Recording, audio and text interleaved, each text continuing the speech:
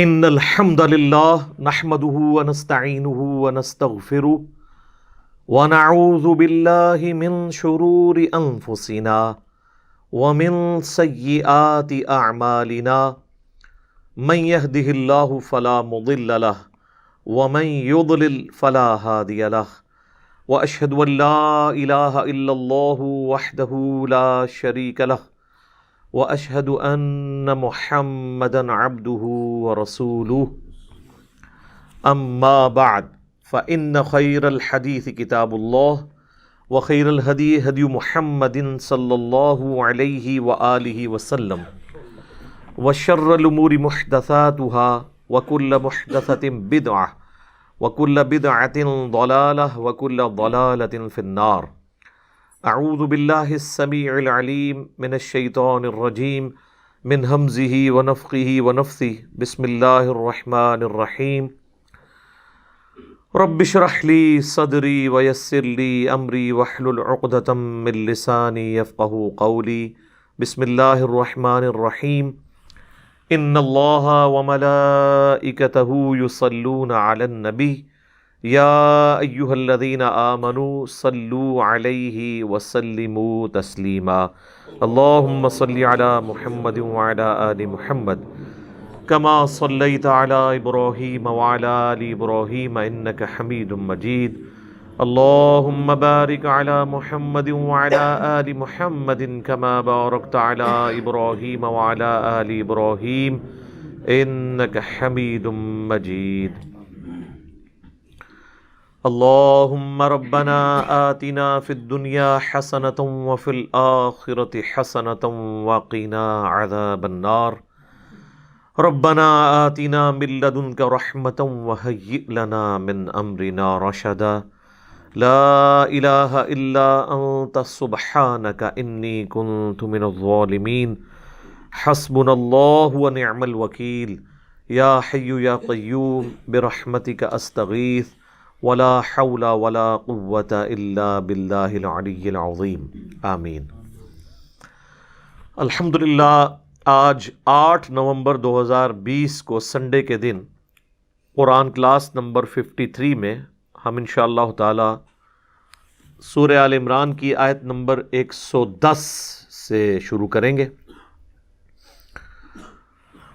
یہ بھی قرآن حکیم میں چند اہم ترین آیات میں سے ہے. ہمارے لیے تو اس کی اہمیت اس اعتبار سے ہے کہ ایز اے امتی اس امت کی فضیلت کا بیان سورہ آل عمران کی آیت نمبر 110 میں ہوا ہے. اعوذ باللہ من الشیطان الرجیم بسم اللہ الرحمن الرحیم.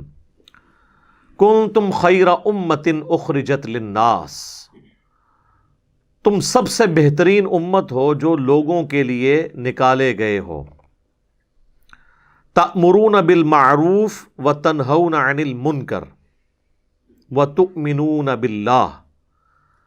تم لوگوں کو نیکی کا حکم دیتے ہو اور برائی سے روکتے ہو اور اللہ پر ایمان لاتے ہو. دیکھیں اللہ پر ایمان لانے کا ذکر تیسرے نمبر پہ ہوا ہے. نیکی کا حکم اور برائی سے روکنا اس کا ذکر پہلے ہوا. اس میں حکمت یہ پوشیدہ ہے کہ اللہ پر ایمان لانے کا تقاضا یہ ہے کہ اللہ کے لیے حمیت بھی ہو. اور حمیت یہ ہے کہ جن کاموں سے اللہ نے روکا ہے ان سے رکنے کا اور لوگوں کو بھی حکم دیا جائے، عرض کی جائے.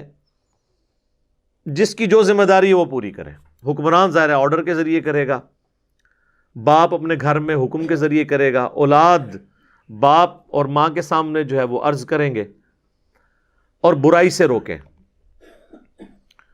تو پھر ان کا ایمان لانا جو ہے نا وہ واقعی اس چیز کا پروف ہوگا کہ وہ اللہ اور اس کے محبوب صلی اللہ علیہ وآلہ وسلم کو ٹاپ پرائرٹی سمجھتے ہیں.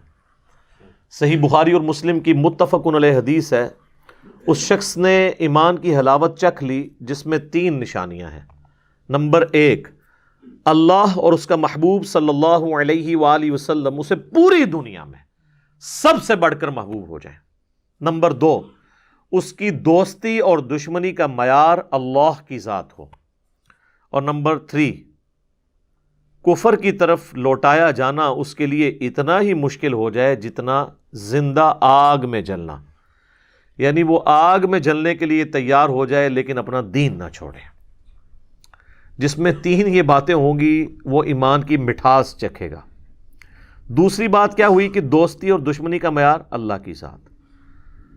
تو جب کبھی بھی برائی دیکھے تو ظاہر ہے وہ اللہ کے ریفرنس سے اس برائی کو روکنے کی کوشش کرے گا، اور یہ اس امت کا منصب ہے جس کی وجہ سے یہ امت محمدیہ صلی اللہ علیہ وآلہ وسلم سابقہ تمام پیغمبروں کی امتوں سے بہتر ہے۔ ویسے پبلک کو تو یہ کہانی کرائی گئی ہے کہ چونکہ ہم اللہ کے محبوب صلی اللہ علیہ وآلہ وسلم کی امت ہیں اس لیے ہمارا مرتبہ اگلی امتوں سے بڑھ کر ہے۔ یہ آدھا سچ ہے۔ پورا سچ یہ ہے کہ چونکہ نبی صلی اللہ علیہ وآلہ وسلم کی ختم نبوت کی وجہ سے قیامت تک انبیاء کا سلسلہ بین ہو چکا ہے، تو نبیوں والا کام رسول اللہ صلی اللہ علیہ وآلہ وسلم کی امت کو ٹرانسفر ہو گیا۔ تو جب اس امت نے نبیوں والا کام کرنا ہے تو ان کا سٹیٹس اگلے انبیاء کی امتوں سے بڑھ گیا۔ ویسے اگلے انبیاء کی امتیں بھی نیکی کا کام کرتی تھیں، لیکن ان کی رسپانسبلٹی اس لیول کی نہیں تھی جو ہماری امت پہ آئی ہے۔ کیوں؟ اگلے انبیاء کسی قوم اور قبیلے کی طرف آتے تھے، تو قرآن میں ہے نا وَلَقَدْ بَعَثْنَا فِي كُلِّ أُمَّةٍ رَسُولًا أَنِ اعْبُدُوا اللَّهَ وَاجْتَنِبُوا الطَّاغُوتَ۔ ہر امت میں ہم نے کوئی نہ کوئی رسول اٹھایا اس بنیادی دعوت کے ساتھ کہ عبادت کرو اللہ کی، اور اللہ کے مخالفت پہ جو طاغوت کھڑے ہیں ان کی نفی کرو۔ وَإِن مِّنْ أُمَّةٍ إِلَّا خَلَا فِيهَا نَذِيرٌ۔ کوئی امت نہیں گزری، اللہ تعالیٰ فرماتا ہے، جس میں ہم نے کوئی نہ کوئی ڈر سنانے والا نہ بھیجا ہو، لیکن وہ اپنے قوم، قبیلے، علاقے کے لیے ہوتے تھے، پوری انسانیت کے لیے وہ پیغمبر نہیں ہوتے تھے۔ پوری انسانیت کے لیے اگر کوئی پیغمبر ہے تو ہمارے محبوب صلی اللہ علیہ وآلہ وسلم ہے۔ وَمَا أَرْسَلْنَاكَ إِلَّا كَافَّةً لِلنَّاسِ بَشِيرًا وَنَذِيرًا۔ اور ہم نے آپ کو نہیں بھیجا مگر پوری انسانیت کے لیے ڈر سنانے والا اور خوشخبری دینے والا۔ وَمَا أَرْسَلْنَاكَ إِلَّا رَحْمَةً لِلْعَالَمِينَ۔ نبی صلی اللہ علیہ وآلہ وسلم رحمت بنا کے بھیجے گئے ہیں سارے جہان والوں کے لیے۔ وَمَا هُوَ إِلَّا ذِكْرٌ لِلْعَالَمِينَ۔ قرآن تو نہیں ہے نصیحت، اور یہ آیت رسول اللہ کی طرف بھی لوٹتی ہے کہ رسول اللہ تو نہیں ہے مگر نصیحت سارے جہان والوں کے لیے۔ تو چونکہ سارے کے لیے ہیں تو آپ تو ظاہر دنیا سے چلے گئے ہیں، ہم لوگ تو بعد میں آئے ہیں۔ ہم لوگوں تک بات پہنچانا امت کی ذمہ داری ہے، اور ہمارے بعد آنے والے لوگوں تک بات پہنچانا ہماری ذمہ داری ہے۔ اس حوالے سے میں نے بخاری اور مسلم کی کئی احادیث، حجۃ الوداع کا خطبہ نبی علیہ السلام کا، یوم النحر کا خطبہ پچھلی کلاس کے اندر کور کیا ہے، میں آج اس کو ریپیٹ نہیں کروں گا۔ بہرحال یہ ایک بہت بڑا منصب ہے جس کی وجہ سے یہ امت اگلی امتوں پر بازی لے گئی کہ اس کو نبیوں والا کام ٹرانسفر ہوا ہے، اور وہ نبیوں والا کام اس وجہ سے ٹرانسفر ہوا کہ نبی علیہ السلام خاتم النبیین ہے، اس وجہ سے یہ امت افضل ہو گئی اگلی امتوں سے۔ تو ہماری جو افضلیت ہے وہ نیکی کی دعوت دینا اور برائی سے روکنا ہے۔ ہماری افضلیت اس لیے نہیں ہے کہ ہم کہیں کہ کچھ بھی ہیں اللہ تیرے محبوب کی امت سے ہیں، ہم نے تو کوئی نہیں سیدھے راستے پہ آنا۔ نبی علیہ السلام کی نسبت، وہ نسبت جو ہے وہ اس کام کی وجہ سے یہ بڑی نسبت ہے کہ ہم نیکی کا حکم دیتے ہیں اور برائی سے روکتے ہیں۔ اسے عربی میں کہا جاتا ہے امر بالمعروف، حکم دینا معروف نیکی کے کاموں کا، وَنَهِي عَنِ الْمُنْكَرِ، اور روکنا منکر سے، انکار کی گئی چیزوں سے، برائی سے۔ یہ ٹرم یوز ہوتی ہے امر بالمعروف ونہی عن المنکر، لیکن یہ کام دونوں کرنے والے ہیں۔ امر بالمعروف تو اتنا میٹھا کام ہے کہ وہ آپ کافر کے سامنے بھی کر سکتے ہیں۔ اصل جو مسئلہ ہے وہ ہے نہی عن المنکر، جو آپ مسلمان کے سامنے کرتے ہوئے بھی ڈرتے ہیں، یعنی کسی کو برائی سے روکنا۔ اس کی آپ پریکٹیکل مثال دیکھیں، اگر آپ دن کے وقت موٹر بائک کی ہیڈ لائٹ آن کر کے 1 کلومیٹر کا سفر مجھے طے کر کے بتائیں ایسی روڈ پہ جس پہ لوگ چل رہے ہوں، آپ کو 20 لوگ ملیں گے یوں اشارہ کرتے ہوئے۔ حالانکہ ان کا کیا جا رہا ہے، وہ بیٹری کیا یار، کچھ بھی نہیں ہونا اس کو، آج کل تو ویسے ہی LED لائٹ ہے، کیا ہو گیا؟ لیکن آپ پوری زندگی وضو غلط کرتے رہے، آپ پوری زندگی نماز غلط طریقے پہ پڑھتے رہے، آپ کو آپ کے ساتھ نماز پڑھنے والا بھی بتانے کی ہمت نہیں کرے گا، کیونکہ اسے ڈر ہے کہ آپ کتے کی طرح پڑ جائیں گے اسے. ہاں سیدھی سی بات ہے. اور علماء سے جا کے پوچھتے نہیں ہیں. علماء کے پاس چلے بھی جائیں گے تو بڑی مشکل سے ایسے علماء ملیں گے جو آپ کو صحیح بات بتائیں. تو جو ہمارا اصل منصب تھا وہ تو ہم پورا کوئی نہیں کر رہے ہیں، بہرحال صرف نسبت اویل کر رہے ہیں کہ نبی علیہ السلام کی امت ہے جی، بڑی سب سے پہلے یہ امت جنت میں جائے گی. سر امت تو جائے گی، آپ کو کس نے جنت میں بھیج دیا ہے؟ وہ تو جو جنت میں جانے والے ہیں وہ جائیں گے نا. امت تو کافر بھی ہیں. امت کی دو قسمیں ہیں، امت دعوت اور امت اجابت. امت دعوت وہ ہے جن تک نبی علیہ السلام کا پیغام ابھی پہنچنا باقی ہے یا آپ نے پہنچانا ہے، جیوز، کرسچنز، ہندو، بدھسٹ. اور دوسری ہے امت اجابت، جس نے دعوت قبول کر لی. یعنی ہم جو مسلمان ہیں جنہوں نے نبی علیہ السلام کی دعوت کو قبول کیا، ہم امت اجابت ہیں اور وہ امت دعوت ہے. کافر بھی رسول اللہ کی امت میں شامل ہیں، ان تک بھی بات پہنچانی ہے. تو امت تو وہ بھی ہیں. اور سر امت تو وہ بھی ہیں جو بخاری مسلم میں حدیث ہے، میری امت سے کچھ لوگ لائے جائیں گے میرے حوض کوثر کے اوپر، میں ان کو پہچانتا ہوں گا اور مجھے بتایا جائے گا کہ آپ کی وفات کے بعد انہوں نے دین میں بدعتیں جاری کر دی تھی، دین سے الٹے قدم پھر گئے تھے. ایک حدیث بخاری مسلم میں حضور کے کلمہ گو اس زمانے میں جو اصحاب تھے قانوناً ان کے بارے میں ہے، اصحابی اصحابی. حضور کہیں گے میرے تو صحابہ ہیں، تو فرشتے کہیں گے آپ کے بعد یہ لوگ دین سے پھر گئے تھے. یعنی یہ وہ صحابہ نہیں ہیں جن کو ہم رضی اللہ عنہ کہتے ہیں، یہ وہ لوگ ہیں جو فتح مکہ پہ نبی علیہ السلام کے غلبے کی وجہ سے بس اسلام قبول کر لیا، بعد میں منکرین زکوٰۃ بن گئے، مسلمہ کذاب کے ساتھ مل گئے. انہی لوگوں کے خلاف سیدنا ابوبکر نے قتال کیا تھا، بخاری میں موجود ہے. اور بخاری مسلم میں امتی کی احادیث بھی ہیں. یعنی بعد والے لوگوں میں بھی ایسے لوگ ہوں گے جنہوں نے نبی علیہ السلام کا پیٹرن چھوڑ دیا ہوگا. تو جب نبی علیہ السلام کو بتایا جائے گا نا کہ انہوں نے تو کام ڈالا ہے آپ کے بعد، تو آپ کے دماغ میں تو یہ ہوگا کہ حضور کہیں گے کہ چلو میری نسبت نالی چھاڑ دے، کام پایا تھے کہ خیر ہے. تو لیکن بخاری مسلم میں الفاظ ہے سحقن سحقن لمن غیر بعدی، سحقن سحقن لمن بدل بعدی. ان کو مجھ سے دور کرو، ان پہ پھٹکار ہو جنہوں نے میرے بعد میرے دین کو بدل دیا. سر رسول اللہ کے لیے تو سب سے اوپر دین ہے، آپ نہیں ہیں. اور اس سے بڑی بات کروں، دین اتنی بڑی چیز ہے کہ اللہ نے اپنے پیغمبروں کو قتل ہوتے دیکھا ہے دین کی وجہ سے. اللہ نے اپنے پیغمبروں کو لہو لہان ہوتے دیکھا ہے دین کی وجہ سے. دین اللہ کو اتنا محبوب ہے کہ اس کے محبوب ترین بندوں کو تکلیفیں اس دین کی وجہ سے اٹھانی پڑی ہیں. آپ نے دین کو مذاق سمجھ لیا تو خیر ہے. دین کی وجہ سے انبیاء کو تکلیفیں اٹھانی پڑی ہیں، اللہ نے انبیاء کی تکلیفیں گوارا کر لی ہیں، دین پہ آنچ نہ آئے. اور ہم ہر کام کرنے کے لیے تیار ہو جاتے ہیں، دین جدھر مرضی جائے. یہ میں آپ کو فرق بتا رہا ہوں کتنا فرق ہے. تو امر بالمعروف و نہی عن المنکر یہ بہت بڑا منصب ہے. اب یہ آیت اس چیز کی متقاضی ہے کہ میں 1 گھنٹہ اسی پہ بولتا رہوں، کیونکہ آپ کی فضیلت میں ہے نا جی. ہمارے بھی تو فضائل آئے ہیں نا، لیکن وہ فضائل ویل کرنا بہت مشکل کام ہے. جو یہ کام کرے گا، اور جو یہ بھی سمجھ لیں یہ کام اوبلیگیٹری ہے، آپشنل نہیں ہے. کر لیا تو ٹھیک، نہ کرے تو خیر، یہ نہیں ہے، بلکہ فرض ہے. قرآن میں جنت میں جانے کی 4 شرائط جو بیان ہوئی ہیں، ان میں سے پہلی شرط کیا ہے؟ الا الذین آمنوا. اللہ تعالیٰ نے فرمایا والعصر ان الانسان لفی خسر. قسم ہے زمانے کی، یا زمانہ اس بات پر گواہ ہے کہ پوری انسانیت ہی گھاٹے کا زمانہ دیکھ رہی ہے، وہ گھاٹے میں ہے، سوائے ان لوگوں کے جن میں 4 نشانیاں ہوں گی. زمانہ کیوں گواہ ہے؟ اس لیے کہ زمانہ تو شروع سے چل رہا ہے، زمانے کو تو موت نہیں آئی ہوئی.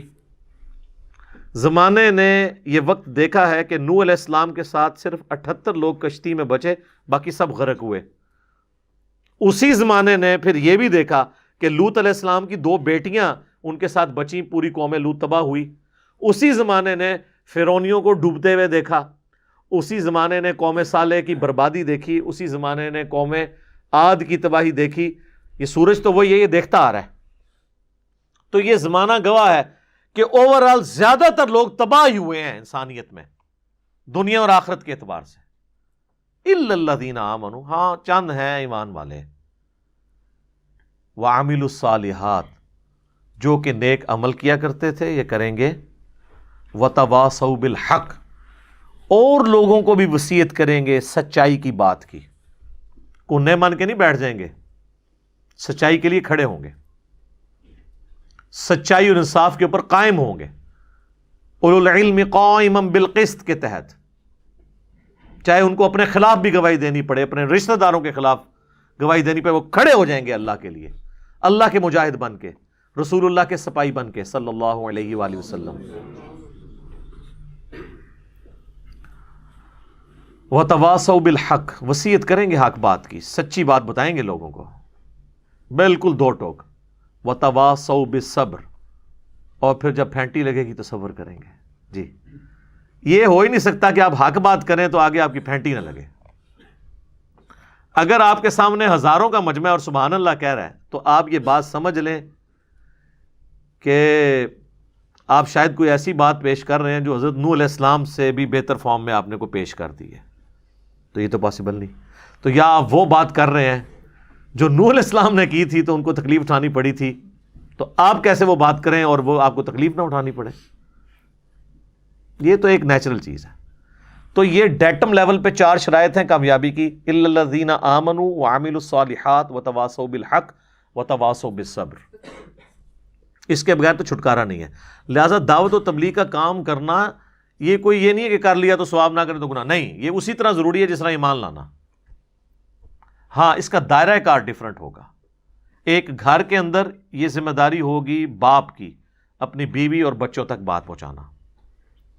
ایک دفتر میں ذمہ داری ہوگی آفیسر کی کہ وہ اپنے انڈر لوگوں تک پازیٹیولی بات کو پہنچائے. بحث و مباحثہ نہیں کرنا، صرف بات پہنچانی. یہ بات ذہن میں رکھیے گا. بحث کرنے کی اجازت تو اللہ کے نبی کو بھی نہیں ہے. جن سے کوئی لائق ہو نہیں سکتا کہ وہ اگلے بندے کو دلائل پہ قائل کر لیں گے، ان کو بھی کہا گیا وَإِذَا خَاطَبَهُمُ الْجَاهِلُونَ قَالُوا سَلَامًا. ہاں یہ ذہن میں رکھنا ہے. صرف دعوت، وَمَا عَلَيْنَا إِلَّا الْبَلَاغُ. حتیٰ کہ حضور کا وہم بھی اللہ تعالیٰ نے نکال دیا یہ بات کہہ کے. اگر آپ کے دماغ میں بھی کوئی بات آتی تو اللہ تعالیٰ نے وہ بھی نکال دیا کہ اے نبی ہم آپ سے نہیں پوچھیں گے لوگ دوزخ میں کیوں گئے، آپ کا کام صرف بات پہنچانا ہے. یہ نہیں پوچھیں گے کہ آپ کو ایک ذمہ داری دیتی سی، وہ باوجود ایڈے بڑے دوزخ چلے گئے نے کیا کیتا ہے تسی. نہیں، آپ کا کام صرف پہنچانا ہے.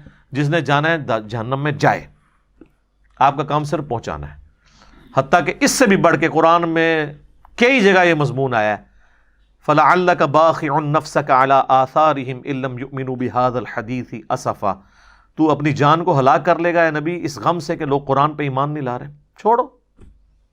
اس سے بھی بڑھ کر اللہ تعالیٰ نے فرمایا سَيَذَّكَّرُ مَن يَخْشَىٰ. آپ نے نصیحت اس کو کرنی ہے جو واقعی ڈرتا ہے. وَيَتَجَنَّبُهَا الْأَشْقَىٰ. اور جو بدبختی پہ اترا ہوا ہے اس کو چھوڑ دیں. الَّذِي يَصْلَى النَّارَ الْكُبْرَىٰ. اس کا علاج یہ کہ ہم اسے بڑی آگ پہ پیش کریں گے. ثُمَّ لَا يَمُوتُ فِيهَا وَلَا يَحْيَىٰ. پھر وہ اس آگ میں نہ زندوں میں ہوگا نہ مردوں میں. قَدْ أَفْلَحَ مَن تَزَكَّىٰ. بے شک کامیاب وہ ہوا جس نے اپنا تزکیہ کر لیا، اصلاح کر لی. وَذَكَرَ اسْمَ رَبِّهِ فَصَلَّىٰ. اور اپنے رب کا نام لے کر نماز پڑھی. ہم اپنے رب کا نام لے کے نماز پڑھتے ہیں، اسی لیے 4 رکعتوں میں 22 دفعہ اللہ اکبر آتا ہے، سٹارٹ سے لے کے ہر رکعت میں. إِنَّ هَٰذَا لَفِي الصُّحُفِ الْأُولَىٰ. یہی ایک کانٹے کی بات تھی جو اگلے صحیفوں میں تھی. بَلْ تُؤْثِرُونَ الْحَيَاةَ الدُّنْيَا وَالْآخِرَةُ خَيْرٌ وَأَبْقَىٰ. بلکہ تم دنیا کی زندگی کو پرائورٹی دیتے ہو جبکہ آخرت باقی رہنے والی ہے اور بہتر بھی ہے. إِنَّ هَٰذَا لَفِي الصُّحُفِ الْأُولَىٰ. یہی ایک یونیورسل ٹروتھ تھا جو اگلے صحیفوں میں بھی تھا. صحف ابراہیم و موسیٰ. چاہے وہ ابراہیم کے صحیفے ہوں یا موسیٰ کے. اصل کانٹے کی بات یہ تھی کہ دنیا کی زندگی عارضی ہے. جب تک یہ دنیا کا کتا نہیں نکلے گا نا آپ کے دل سے، آپ کے دل کا کنواں پاک نہیں ہو سکتا. تو نصیحت صرف بات آپ نے پہنچانی ہے، منوانی نہیں. ہاں منوانا کس کا کام ہے؟ باپ کا. وہ تو ابو داؤد میں حدیث ہے 10 سال کا بچہ ہو جائے نماز پڑھاؤ، نماز نہ پڑھے مارو. لیکن لوگوں کے بچوں کو نہیں نماز کے لیے آپ نے مارنا، یا مسجد میں بیٹھ کے تو لوگوں کے جو بیچارے بچے آئے ہوئے ہیں مسجد میں ان کے اوپر آپ نے پوری اپنا وہ سوٹا لے کے مگر نہیں ہو جانا، جس نے بابے جڑے ویلے بیٹھے ہوندے نے جا کے مصیبت بنے ہوندے نے. یہ نہیں، اپنے بچوں پہ اپنے سنتے نہیں، لوگوں کے بچوں ڈانٹتے نے جا کے. وہ زمانے گئے کہ جب محلے میں، ہم نے تو وہ زمانہ دیکھا ہے تو ہم محلے میں ہر بزرگ سے ڈرتے تھے، اور اب وہ زمانہ ہے کہ لوگ اپنے ماں باپ سے نہیں ڈرتے. کتنا فرق آ چکا ہے. تو دعوت پہنچانی ہے آپ نے. ہاں جو بائی فورس ہے نا، وہ جہاں جہاں آپ کا حلقہ اثر ہے، حکمران کا کام ہے بائی فورس کرے گا، اس کے پاس سلطہ ہے نا، طاقت ہے. آپ کا کام نہیں ہے کہ آپ ڈنڈے لے کے تو جا کے سینما توڑنا شروع کر دیں، نہیں. آپ برائی دیکھیں گے، صرف دعوت دیں گے کہ بھئی یہ غلط ہو رہا ہے، بس. باقی حکمران کا کام ہے زنا کے اڈے بند کروانا، جوئے کے اڈے بند کروانا، یہ آپ کا کام نہیں ہے، یہ حکمرانوں کا کام ہے. حکمرانوں کو ایجوکیٹ کریں گے، وہ کریں گے تو ٹھیک، نہیں کریں گے تو آپ نے جو ہے نا خود کچھ حملہ آور نہیں ان پہ بن جانا، بس آپ کی ذمہ داری پوری ہوگی. کو ایگزسٹ کرنا ہے، اس چیز کو سمجھنے کی ضرورت ہے. تو یہ امر بالمعروف و نہی عن المنکر، یہ اتنی بڑی چیز ہے کہ یہ اس کے لیے اس سے بڑی کیا فضیلت ہو سکتی ہے کہ یہ نبیوں کا کام ہے. اس کائنات میں اللہ کو سب سے محبوب لوگ کون ہیں؟ انبیاء کرام علیہ السلام. تو جو ان کا کام ہوگا وہ سب سے بہتر کام ہوگا، اس سے تو اوپر کوئی کام ہی نہیں ہو سکتا. ہمیں نبی علیہ السلام کا کیا تعارف کروایا گیا جی؟ بڑیاں شانہ نے. جناب اللہ کے نبی کی سب سے بڑی جو شان ہے وہ یہ ہے کہ آپ خاتم النبیین ہیں. اور اس کو سن کے سبحان اللہ نہیں کہنا، اس میں یہ میسج ہے کہ یہ کام امت کا ہے کہ آگے آپ کا مشن پہنچائے. جو بخاری مسلم کی میں نے پچھلی دفعہ حدیث بیان کی تھی، آپ نے یوم النہر کے خطبے میں بھی کہا 10 ذوالحجہ کے کہ لوگوں کیا میں نے اللہ کا پیغام پہنچا دیا؟ سب نے کہا بلا یا رسول اللہ، پہنچا دیا. تو آپ نے 3 دفعہ آسمان کی طرف انگلی اٹھا کے نہ پبلک کی طرف کی کہ اے اللہ گواہ رہنا، گواہ رہنا، گواہ رہنا، میں نے ان تک پیغام پہنچا دیا. پھر کہا یہ تمہاری ذمہ داری ہے کہ جو یہاں موجود نہیں ان تک تم نے یہ بات پہنچانی ہے. اور پھر قیامت کے دن اگر اللہ تم سے میرے بارے میں پوچھے تو تم کیا کہو گے؟ سب نے کہا یا رسول اللہ ہم کہیں گے کہ آپ نے پیغام پہنچا دیا. وہ نیچے والے تو شاید یہی سمجھ رہے ہوں گے کہ نہیں بس یہی کام ختم ہو گیا. انہوں نے کہا اچھا یہ کہو گے نا تو اب پھر میں نے کیا کرنا ہے؟ میں نے تو اللہ کو بتا دیا کہ میں نے پہنچا دیا، اب تم نے بھی آگے پہنچانا ہے. صرف اتنی ڈیوٹی نہیں کہ مجھ تک نبی نے پیغام پہنچا دیا تھا، اب اللہ کو تم نے جواب دینا ہے کہ نبی نے پہنچا دیا تھا، مان گئے ہو تو تم نے آگے کیا کیا. اور یہ جو تبلیغی جماعت والے جیسا ہمارے بھائی کہتے ہیں نا افریقہ کے جنگلوں میں بھی کوئی بغیر کلمے کے مر گیا ہم سے پوچھا جائے گا، اس طرح نہیں ہے. ہر بندہ اپنے دائرہ کار میں کرے گا، اور ہر بندے کا کام بھی نہیں جا کے غیر مسلم کو جا کے دعوت دے. جن کو خود اسلام نہیں آتا انہوں نے غیر مسلموں کو کہاں سے دعوت دینی ہے؟ پھر غیر مسلموں کو دعوت دینے کے لیے آپ کی ایکسپرٹیز اس فیلڈ میں کمپیٹنسی ہونی چاہیے کہ ان کے جو ایشوز ہیں ان کو آپ جواب دے سکیں. ادروائز آپ مہربانی کر کے مسلمانوں میں ہی کام کریں، سیدھی سی بات ہے. اس کے لیے اسپیشل لوگ ہوں گے. ادعو الی سبیل ربک بالحکمہ والموعظۃ الحسنہ، یہ تو آپ کریں گے مسلمانوں کے ساتھ، حکمت کے ساتھ بلائیں، اچھے بات کے ساتھ. وجادلہم باللتی ہی احسن، اور مجادلہ پھر ان لوگوں کے ساتھ کرنا پڑے گا. اب قادیانیوں کے سامنے آپ عام ہمارا کوئی عالم بھی بٹھا دیں تو دیکھیں اس کو چھٹی کا دودھ یاد کروا دے گا، جب تک ایکسپرٹیز نہیں ہے. لوگ باہر کے ملکوں میں بیٹھے ہمیں ای میلز کر رہے ہوتے ہیں، ہماری اکیڈمی میں فون، او جی ہم نے عیسائیوں کو دعوت دینی ہے، ہمیں طریقہ بتائیں. اپنی حالت یہ ہے کہ قرآن بھی نہیں پڑھا ہوا، اپنا دین نہیں پڑھا ہوا، عیسائیوں کو دعوت دینی، اپنے آپ کو دینا. آپ تو مسلمان ہو پہلے تو خود ایجوکیٹ ہو. صحیح مسلم میں ایک حدیث ہے، نبی علیہ السلام نے فرمایا تم میں سے جو کوئی برائی دیکھے تو ہو سکے اپنے ہاتھ سے روکے. لیکن انہوں نے بتایا ہاتھ سے کہاں کہاں روکنی ہے. جہاں آپ کے ہاتھ میں سلطہ ہے، پاور ہے.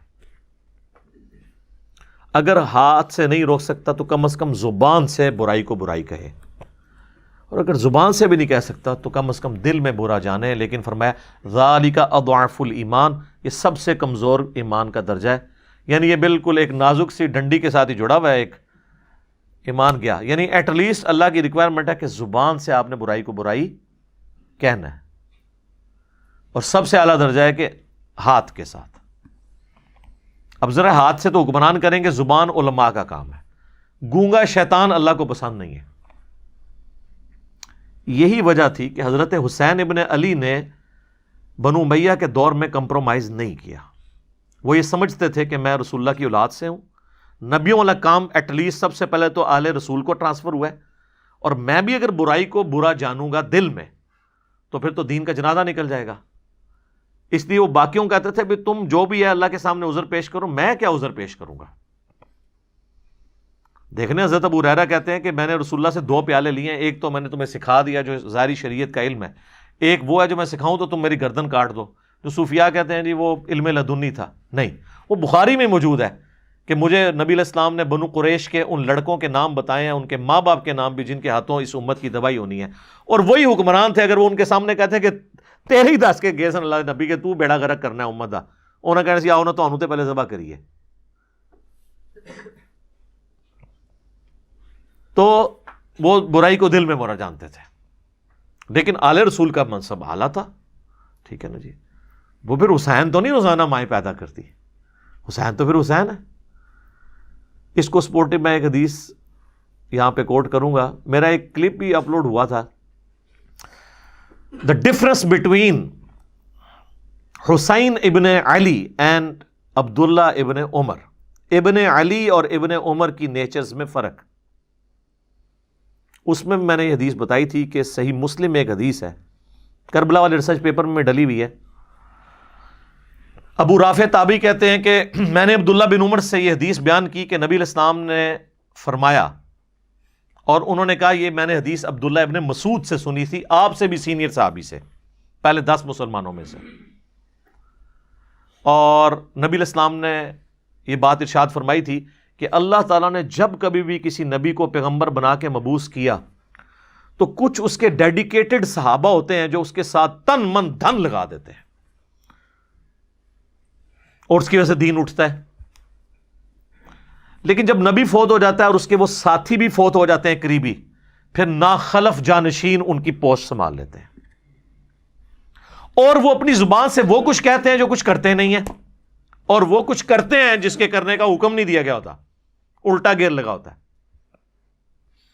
تو جو کوئی ان کے ساتھ ہاتھ کے ساتھ جنگ کرے وہ مؤمن ہے، جو زبان سے ان کے خلاف جنگ کرے وہ مؤمن ہے، جو دل میں ان کے ساتھ جنگ کرے وہ مؤمن ہے، اور اس کے بعد ایمان کوئی نہیں ہے.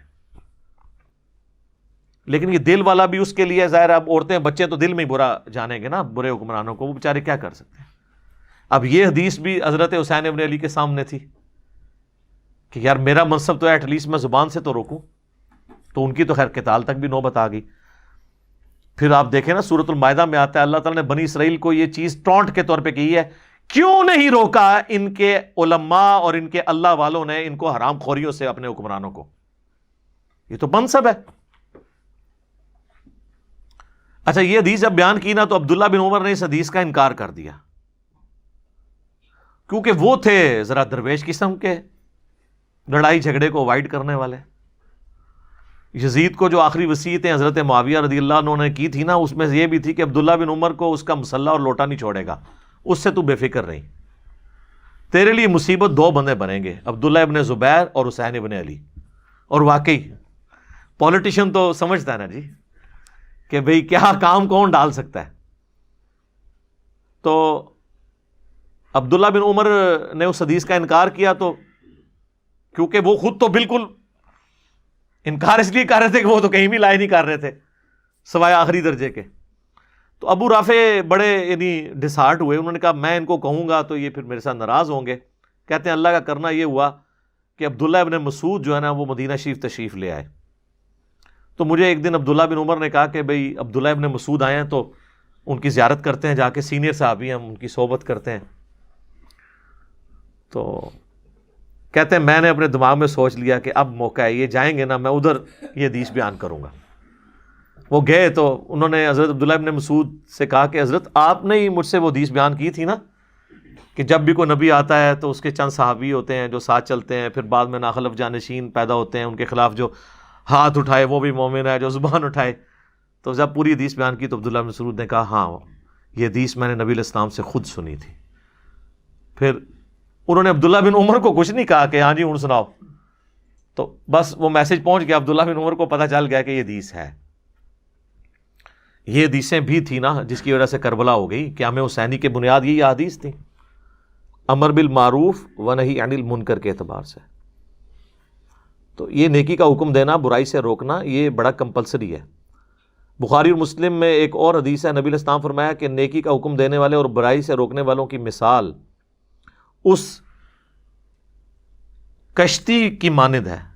اب دیکھیں کیسی حضور نے مثال بیان کی، جس کی 2 منزلیں ہوں۔ پرانے زمانوں میں بحری جہاز چلا کرتے تھے، اس کشتی کی 2 منزلیں ہوں، اوپر والی منزل کے لوگ جو ہیں پانی ان کے پاس رکھا ہو، نیچے والی جو منزل کے لوگ ہیں ان کے پاس پانی نہیں ہے، تو ان کو بار بار سیڑھیاں چڑھ کے اوپر پانی کے لیے جانا پڑتا ہے۔ کچھ دنوں کے بعد انہوں نے یہ مشورہ کیا کہ یار یہ بار بار جو ہم اوپر جو جاتے ہیں اپنی کشتی میں سوراخ کیوں نہ کر لیں، نیچے سے پانی نکال لیں دریا کا، تو انہیں پتہ ہے جو کرے گا تو پھر ہوئے گا کہ۔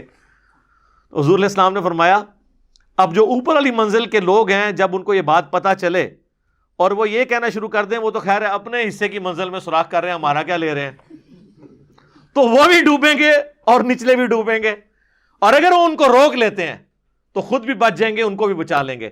حضور نے فرمایا یہ مثال ہے نیکی کا حکم دینے اور برائی سے روکنے کی، کہ جو لوگ نیک وہاں پہ موجود ہیں اگر وہ برائی سے باقی لوگوں کو نہیں نہ روکتے تو ہم تو ڈوبے ہیں صنم، تمہیں بھی لے ڈوبیں گے، تمہیں اس لیے لے ڈوبیں گے کہ تمہیں اللہ پوچھے گا بھئی تجھے اپنے دنیا کے نقصان پہ تو غصہ اور غم ہوتا تھا، جب میرے دین کا جنازہ نکل رہا تھا تو چپ کر کے بیٹھ کے اے سی والے کمروں میں سبحان اللہ روزانہ 100 دفعہ الحمدللہ اللہ اکبر، یہ تو بڑا آسان ہے نا، سبحان اللہ و بحمدی 100 دفعہ صبح 100 دفعہ شام نو، یہ تو کام پا کے رکھے، اصل جڑا کام کرنے تو کیتا ہی کوئی نہیں۔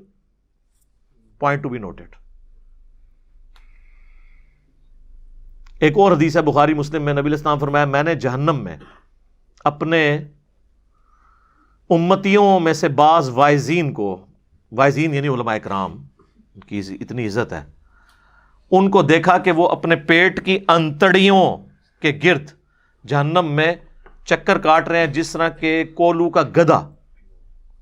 عرب میں نا وہ آج بھی ہمارے انٹیریئر پنجاب کے اندر، اب تو بہت کم ہو گیا یہ چیز، بہت بیکورڈ ایریا میں ہوتا ہے کہ وہ بیل کو چلا کے نا تو گندم کے سٹے رکھ دیتے ہیں، وہ ان کے اوپر جب وہ پڑتا ہے ان کا پاؤں تو وہ ان کے دانے لادا ہوتے ہیں، تو گدھا بھی اس کام کے لیے استعمال ہوتا ہے۔ تو اس طرح وہ جہنم میں چکر کاٹ رہے ہیں اور اہل جہنم ان کے گرد جمع ہو کے ان سے پوچھتے ہیں حضرت صاحب تسی بھی، آپ تو ہمیں نیکی کا حکم دیتے تھے، تو چلو ہمارا تو سمجھ آتا ہے کہ ہم نے آپ کی باتوں پہ عمل نہیں کیا اور ہم بھی جہنم میں آپ کے ساتھ ہیں، آپ کیوں پہنچ گئے ہیں؟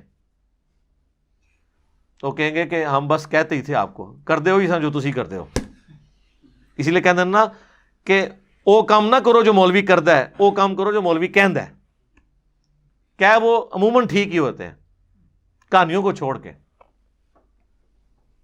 اور بعض روایتوں میں یہ ہے کہ جو سننے والے ہیں وہ جنت میں پہنچ جائیں گے، وہ کہیں گے حضرت آپ کی ہم اتنی تقریریں سن کے جنت میں ہیں اور آپ خود جہنم میں ہیں، وہ کہیں گے وہ آپ نے تو عمل کر لیا، ہم نے عمل نہیں کیا۔ ٹھیک ہے، تو یہ اسلام جوڑوں کی اندر ہے، امر بالمعروف و نہی عن المنکر جوڑا ہے، نیکی کا حکم دینا برائی سے روکنا، علم اور عمل بھی جوڑا ہے۔ خالی علم نو چٹنا ہے اگر عمل نہیں کیا، اور خالی عمل کا کیا کرنا ہے اگر وہ علم کی بنیاد پہ نہیں ہے کہ جو طریقہ نبی علیہ السلام نے بتایا تھا اس کے بغیر آپ عمل کرتے رہے ہیں تو وہ عاملۃ ناصبہ، عمل کر کر کے تھک جائیں، جتنا مرضی ٹکرے مارتے رہے، بغیر وضو کے آپ نماز پڑھتے رہیں، نماز تو کوئی نہیں ہونی جب تک آپ کو طہارت کے مسائل نہیں پتا ہوں گے، نماز کا طریقہ نہیں پتا ہوگا۔ تو یہ پیرلل میں دونوں چیزیں کمپلسری کمپلیمنٹری جڑی ہوئی ہیں۔ تو امر بالمعروف و نہی عن المنکر اس اعتبار سے بہت ہی امپورٹنٹ ہے۔ ایک اور حدیث ہے بڑی زبردست جامعہ ترمذی کے اندر کہ سیدنا ابوبکر صدیق رضی اللہ تعالیٰ عنہ نے یہ آیت تلاوت کی، یا ایھا الذین آمنوا علیکم انفسکم لا یضرکم من ضل اذا اہتدیتم، اے ایمان والو تم اپنی جان کی فکر کرو، تمہیں کوئی نقصان نہیں پہنچا سکے گا جو خود گمراہی پر ہے، تم اپنا کام سیدھا رکھو۔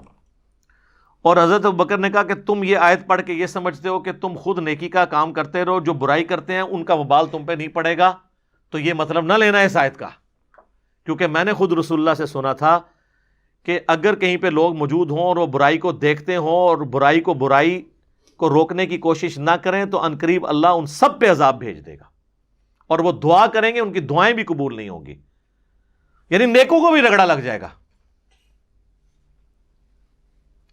پھر اس آیت کا کیا مطلب ہے کیا ایمان والو تمہیں گمراہ کی گمراہی نقصان نہیں پہنچائے گی اگر تم ہدایت پہ ہو؟ مراد یہ ہے ہدایت پہ کون ہوگا؟ جو نبیوں کے طریقے پہ ہوگا. ہدایت پہ یہ ہے کہ آپ خود بھی سیدھے راستے پہ چل رہے ہیں اور لوگوں کو نیکی کا کہہ رہے ہیں، تو اب آپ ہیں ہدایت پہ.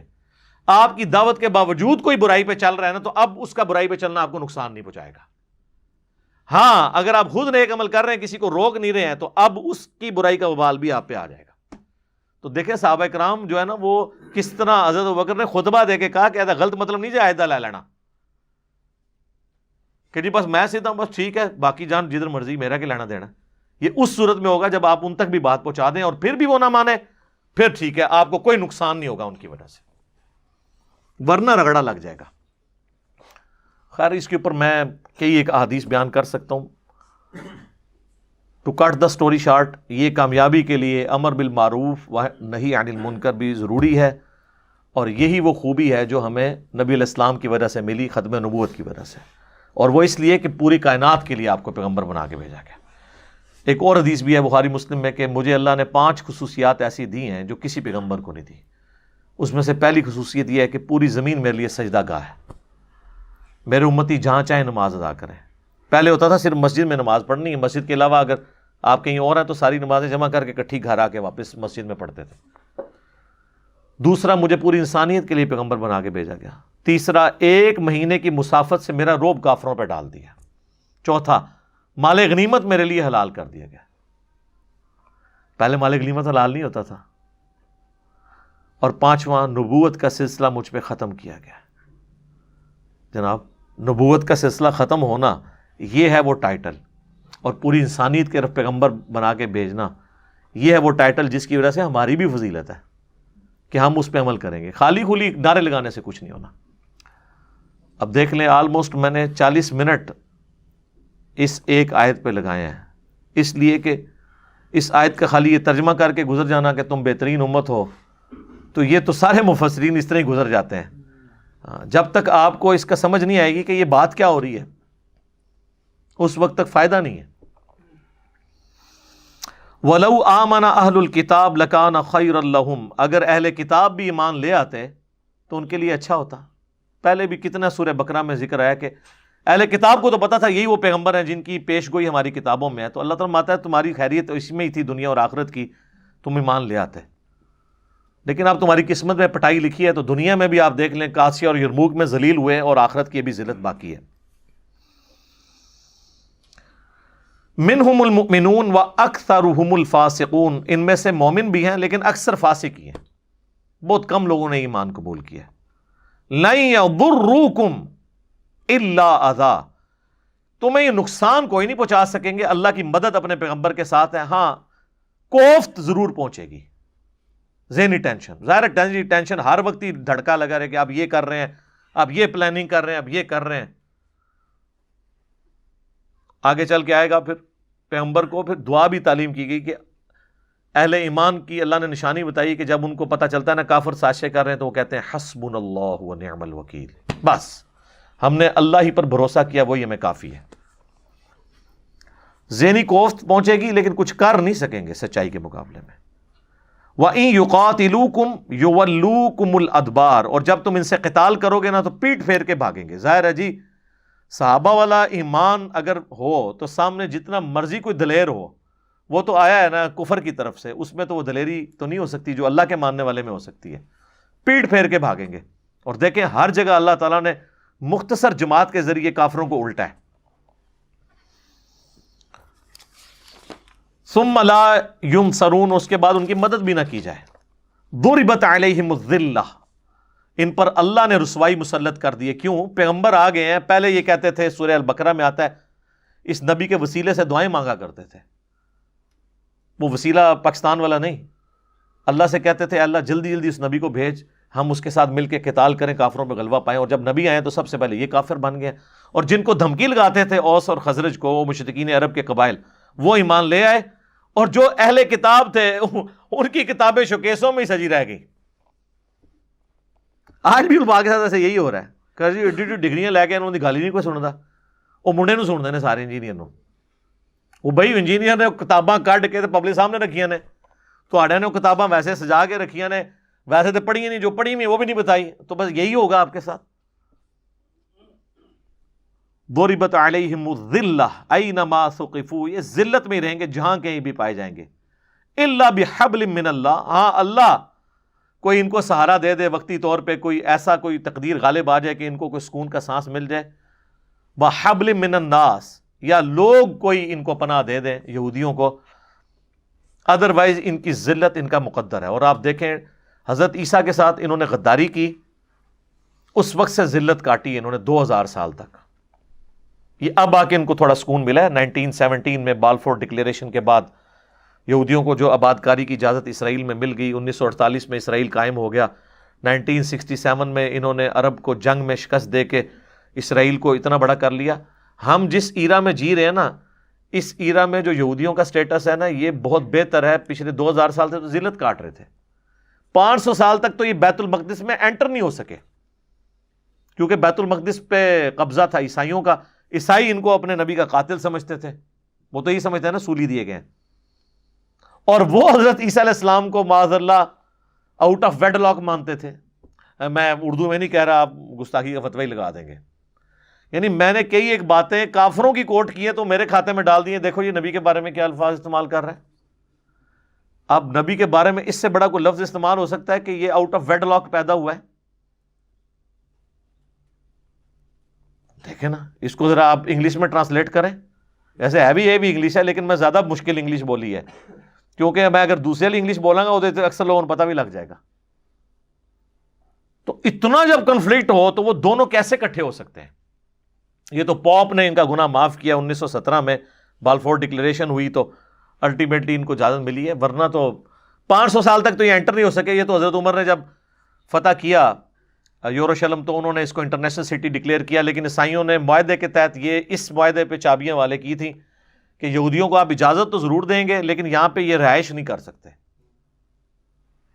اور وہ مسلسل معاہدہ چلتا رہا. سلطنت عثمانیہ کو بھی بڑی بڑی رشوت آفر ہوئی صلیبیوں کی طرف سے، لیکن انہوں نے کہا حضرت عمر کے اس معاہدے سے ہم پیچھے نہیں ہٹیں گے. اسی لیے سلطنت عثمانیہ کو توڑوایا گیا. میری پچھلے دنوں ایک ویڈیو بھی ریکارڈ ہوئی ہے ڈیٹیل سے نزول عیسیٰ کے اوپر، اس میں نے ساری باتیں بتائی ہیں. تو وہی ہے کہ یہ لوگوں کا سہارا ان کو ہوگا. آج یہودی جو ہے نا، ان کو لوگوں کا سہارا ہے، ادروائز یہ مٹھی بھر ہیں اور پوری دنیا کی اکانومی انہوں نے کنٹرول کیا ہے. وہ کن لوگوں کا سہارا ہے؟ کرسچنز کا. کرسچنز آج ان کی حمایت چھوڑ دیں، ان کے کتے کی اوقات نہیں ہوگی. پوری عیسائی دنیا اس وقت یہودیوں کی بیک پہ کھڑی ہوئی ہے. امریکہ کا سہارا ہے نا. آج اگر اسرائیل کے پاس اتنی لیٹسٹ ٹیکنالوجی ہے تو وہ ٹھیک ہے، اب تو ان کی بھی کمپیٹنسی بہت ہو چکی ہے، لیکن انیشلی تو سب کچھ امریکہ نے ان کو دیا ہے. تو یہ اللہ تعالیٰ مانا، یا تو اللہ ان کو کوئی سہارا دے دے یا لوگوں کا سہارا. وَبَاءُوا بِغَضَبٍ مِّنَ اللَّهِ، اور یہ اللہ کے غضب کے مستحق ہوئے. وَضُرِبَتْ عَلَيْهِمُ الْمَسْكَنَةُ، اور ان پر ہم نے جو ہے نا وہ محتاجی ایسی مسلط کی ہے، غریب الوطنی کی زندگی گزاریں گے. گزارتے رہے ہیں، در بدر پھرے ہیں 2000 سال تک. اب آ کے اسرائیل میں وہ آباد ہونا شروع ہیں. اور پھر آپ کی پچھلی 20ویں صدی کے اندر تو بہت بڑا ان کے ساتھ ہٹلر نے جو کچھ کیا ہے، لاکھوں یہودی قتل ہوئے. ہم ہٹلر کی اس ایکٹیویٹی کو تو غلط سمجھتے ہیں، لیکن ان کو اعمال کی سزا اللہ کی طرف سے اس اعتبار سے ملی. اللہ تعالیٰ ظاہر ہے جب اپنے ماننے والوں کو بھی مرواتا ہے تو اپنے دشمنوں کے ذریعے مرواتا ہے. وہ قصور ان کا ہی ہوتا ہے.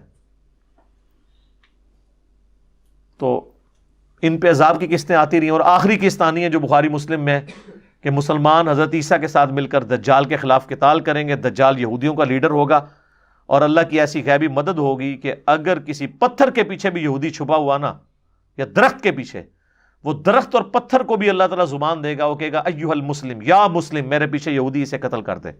سوائے ایک غرقد کے درخت کے، وہ ان کو پناہ دے گا جو انہوں نے بہت بڑی تعداد میں کاشت کی ہے وہاں پہ اسرائیل کے اندر. میرا اس پہ کلپ بھی ہے، میں نے وہ غرقد کا درخت دکھایا بھی ہے.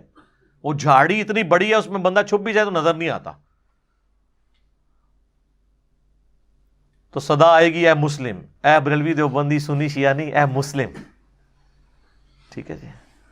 تو آپ نے یہ نہیں سمجھنا کہ کوئی انجینئر صاحب کی ویڈیو چل پڑی ہے. میں ہوں مسلم علمی کتابی. تو انشاءاللہ امید ہے کہ اس وقت تک یہ سارے معاملات مسلم والے ہی ہوں گے انشاءاللہ. تو وہ آخری قسط جو ہے نا، ان پہ ابھی عذاب کی باقی ہے. ذالک بانہم کانوا یکفرون بآیات اللہ، یہ اس لیے کہ یہ اللہ کی آیتوں کا کفر کرتے تھے. وَيَقْتُلُونَ الْأَنْبِيَاءَ بِغَيْرِ حق، انہوں نے اپنے نبیوں کو بھی ناحق قتل کیا ہے، رسولوں کو نہیں، نبیوں کو. اچھا وہ نبی بھی اپنے خاندان کے، بنی اسرائیل کے پیغمبروں کو قتل کیا. اس کو آپ ویسے امیجن اس طرح کر سکتے ہیں، آپ سوچتے ہوں گے کس طرح کوئی اپنے نبی کو قتل کر سکتا ہے جب ماننے والا ہو؟ جناب کر سکتا ہے. کیا مسلمان اسلام کے نام پہ دوسرے مسلمان کو نہیں قتل کرتا؟ وسیع تر مفاد کے اندر یہ بھی جو یہ واقعہ ہوا ہے آپ کا خوشاب کے اندر، جس پہ میری ویڈیو آج اپلوڈ ہو گئی ہے، کنا ہی جو تو کرنے والی ویڈیو ہے، فل ٹاس ملی سی باؤنڈری تو باہر چھٹی ہے اللہ دے فضل نال، پورا فرقہ الٹا گیا. ویڈیو ویکھیو، کوئی ویڈیو دکھانے کی ضرورت نہیں کسی نے، وہ والی ویڈیو دکھائیں. اس کا عنوان ہے bank managers incident, counter narrative and critical analysis. وہ دیکھیں جناب کیا ہوا ہے. ایک عمران بھائی کی شہادت نے ہمیشہ کے لیے اس فرقے کے ساتھ وہ کیا ہے کہ آندہ انشاءاللہ ان کی کمر سیدھی نہیں ہوگی، جو انہوں نے کتاب و سنت کے خلاف تعلیمات. اور پھر میں نے جو اس کا انالیسس کیا ہے نا، اس جاہل مطلق نے جو بیان دیے تھے، میں نے پھر مجھے موقع ملا، میں نے احمد بریلوی صاحب کے ترجمے سے آیات پڑھ کے بتایا کہ تمہارا پورے کا پورا عقیدہ قرآن کے خلاف ہے. خود نہیں ترجمہ کیا، اور وہ ترجمے ایک ایک ہم نے ڈسپلے کی ہیں. 25 سے 30 ہمارے آورز لگ گئے ہیں ورکنگ اس کلپ کو تیار کرنے میں، اس میں حوالے لگانے میں. ویڈیوز بھی ڈالی ہیں جتنی پولیس اسٹیشن کی اور بیانات کی. تو یہ مسلمان نے نہیں دوسرے مسلمان کو قتل کیا. حق کے لیے جو بھی آواز بلند کرے گا وہ قتل ہوگا. اس امت نے بھی تو نبی کو تو قتل نہیں کیا، لیکن نبی کے قائم مقام حسین ابن علی کو کس نے قتل کیا؟ تو سر اب آپ کو سمجھ آ گیا، بنی اسرائیل بھی قتل کر دیتے تھے اپنے انبیاء کو، کیونکہ نبی تو اب کوئی نہیں آنا. نبیوں والا سٹیٹس جس کے پاس تھا اپنے منصب کے اعتبار سے، حسین ابن علی، تو دیکھیں نا ان کے بچے بھی نہیں زندہ چھوڑے. تو لہٰذا یہ قرآن کی آیات صحابہ کے لیے تو شاید ایمان بالغیب ہوتی کہ یہ کیسے ہو سکتا ہے کہ ماننے والا اپنے نبی کو مار دے گا. ہم آج بتا سکتے ہیں جی بالکل مار سکتا ہے، اسی یہی کام کیتا ہے کہ چونکہ ختم نبوت تھی، ورنہ حسین ابن علی نبی ہوتے نا. اگر ختم نبوت نہ ہوتی تو ہم نے بھی اپنی امت میں جو ہے نا وہ نبی کے سٹیٹس والے لوگوں کو مارا ہے. اگرچہ وہ امتی تھے، لیکن ان کا سٹیٹس اس اعتبار سے کہ وہ دعوت تبلیغ کے اعتبار سے امت کے لیڈر تھے، انبیاء والا کام ان کو ٹرانسفر ہوا تھا ختم نبوت کی وجہ سے. ذالک بما عصوا وکانوا یعتدون، یہ اس لیے کہ وہ نافرمانی کرتے تھے اور سرکشی کیا کرتے تھے. لیسوا سواء، لیکن اللہ نے اب کہا کہ سارے ہی جیسے نہیں نے، اچھے لوگ بھی موجود ہیں. من اہل الکتاب امۃ قائمۃ یتلون آیات اللہ، انہی اہل کتاب میں ایسے بھی ہیں جو اللہ کی آیات کی تلاوت کرتے ہیں کھڑے ہو کر، آناء اللیل، راتوں کو. یعنی یہ وہ لوگ ہیں جو اسلام قبول کر لیا. عبداللہ ابن سلام یہودی عالم تھے، اسلام قبول کر لیا. وَهُمْ يَسْجُدُونَ، اور وہ سجدوں میں اپنی رات گزارتے ہیں. يُؤْمِنُونَ بِاللَّهِ، ایمان لاتے ہیں اللہ پر، وَالْيَوْمِ الْآخِرِ، اور آخرت کے دن کے اوپر. وَيَأْمُرُونَ بِالْمَعْرُوفِ، اور حکم دیتے ہیں نیکی کا. وَيَنْهَوْنَ عَنِ الْمُنْكَرِ، اور روکتے ہیں برائی سے. یعنی ان میں بھی ایسے لوگ موجود ہیں. وَيُسَارِعُونَ فِي الْخَيْرَاتِ، اور نیکی کے کاموں میں جلدی کرتے ہیں. جہاں کوئی نیکی نظر آتی ہے نا، جس طرح لوگ دنیاوی منفعت کے لیے جھپٹ پڑتے ہیں نا، کہیں پہ نیاز بانٹی جا رہی ہے مفت کی، تو یہ انتظار میں ہوتے ہیں کہاں پہ نیکی کا کام کوئی پتہ لگے صحیح، فوراً کریں گے. پتہ لگنے کی دیر ہے، فوراً کرنے والے. وَأُولَئِكَ مِنَ الصَّالِحِينَ، یہ ہیں لوگ اصل میں صالح نیکوکار. اللہم اجعلنا منہم، آمین. وَمَا يَفْعَلُوا مِنْ خَيْرٍ فَلَن يُكْفَرُوهُ، جو یہ کام کریں گے نیک کاموں سے تو ہرگز انکار نہ کیا جائے گا اس کار خیر کا. یعنی اللہ تعالیٰ جو بھی ان میں سے اچھے لوگ نیکی کا کام کریں گے اس کی جزا ان کو ملے گی. واللہ علیم بالمتقین، اللہ کو پتہ ہے کون تقوی والا ہے. یہ نہیں ہے کہ اللہ تعالیٰ کہے گا کہ بھئی چونکہ اس کے نام کے ساتھ یہودی عیسائی آ گیا تو دوزخ میں پھینک دینا، نہیں. اور یہ بھی یاد رکھیے گا، یہودی عیسائی بھی برباد اس وقت ہوئے ہیں جب انہوں نے اپنے زمانے کے پیغمبر کا انکار کیا ہے. جب تک حضرت عیسیٰ کا انکار نہیں یہودیوں نے کیا تھا، مسلمان ہی تھے. عیسیٰ علیہ السلام کا انکار کر کے کافر ہو گئے. عیسائی بھی مسلمان تھے، جب نبی علیہ السلام کا انکار کیا وہ کافر ہو گئے. ہمارا سٹیٹس کیا؟ لا نفرق بین احد من رسلی، ہم ایمان لانے میں کسی نبی میں فرق نہیں کرتے. ہمارے نزدیک نبی علیہ السلام کا کوئی کارٹون بنائے وہ بھی گستاخ رسول ہے، عیسیٰ ابن مریم کا کوئی کارٹون بنائے وہ بھی گستاخ رسول ہے. ہمارے لیے ایمان کے اعتبار سے دونوں برابر ہیں. مرتبے کی بات نہیں ہو رہی، ایمان کی. ایمان دونوں پہ لے کے آنا ہے. ان الذین کفروا، بے شک وہ لوگ جنہوں نے کفر کی روش اختیار کی، لن تغنی عنہم اموالہم ولا اولادہم من اللہ شیئا، ان کی مال اور اولاد یہ دونوں چیزیں اللہ کے مقابلے پہ کچھ کام نہیں آ سکیں گی.